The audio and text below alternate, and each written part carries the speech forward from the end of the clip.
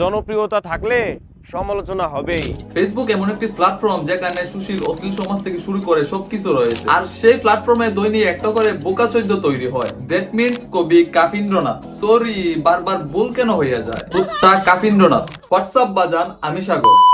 একটা মানুষ চাইলে কুখ্যাত, নিকৃষ্ট, অশ্লীল হতে পারে, লুচ্চা হতে পারে, কিন্তু একটা মানুষ কুত্তা হয় কিভাবে?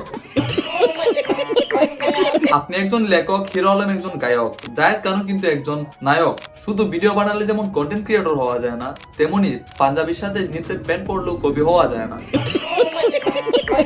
পাঞ্জাবির সাথে জিন্স প্যান্ট, ওয়াক টু ভিউজ নিয়ে মাকামাকি করতে চাইলে লাগাও কন্ট্রোভার্সি। আমরা এমন একটি দেশে বাস করি যেখানে কিছু হইলেই লেগে যায় কন্ট্রোভার্সি।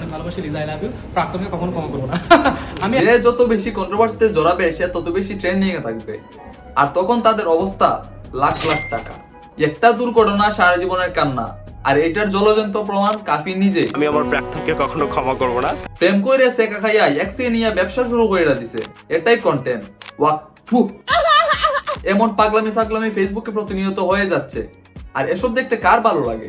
ঠিক আছে, আমাদের আপনাদের ভালো না লাগলেও এই পাগল দোসাদের ঠিকই ভালো লাগে, কারণ দিন শেষে তাদের লাখ লাখ টাকা। বাঙালির আবেগ দুইয়া সবাই পানি খায়, আর বাজান তুই বাঙালির আবেগ মুইতা দিছস। 2025 সালের বইমেলা কাফিকে দ্বারা কিন্তু হাইলাইটেড হয়েছে ভাইয়া, অস্বীকার করা যাবে না, অবদান অস্বীকার করা যাবে না। 2025 সালের বইমেলাটা কাফির দ্বারাই মারা খাইছে। জনপ্রিয়তা থাকলে সমালোচনা হবেই। পৃথিবীতে সব থেকে বোকা চোদ্দ সে নিজের সেলিব্রিটি দাবি করে। কি অবস্থা? কি কি আমার না বলো, আবার না কেউ শুনতেছে না।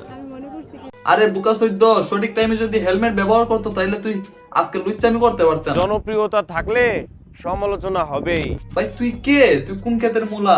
হালা বাদাইম্মা কুত্তা লইয়া সারাদিন পয়রা তাই কাই, এখন তুই নিজের কি মনে করস?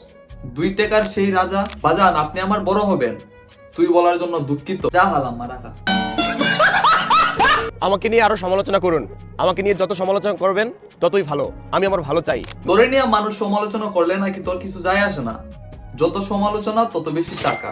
তাহলে বাজান মনে আর এক্সপ্লিকেশন যে তোরে নিয়ে ট্রোল করলো, তুই কেন তাদেরকে গালাগালি করবি?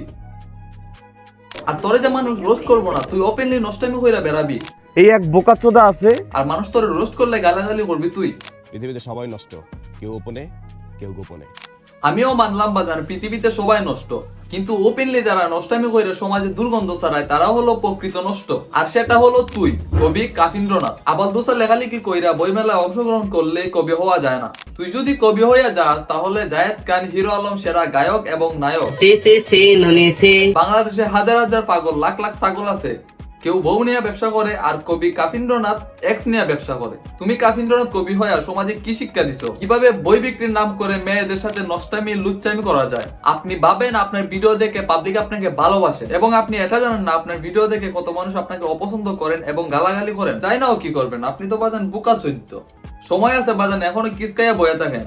লাইট অফ করে যখন রানের সিপাই মরিচ দিমু তখন বুঝতে পারবা রোস্ট কাকে বলে।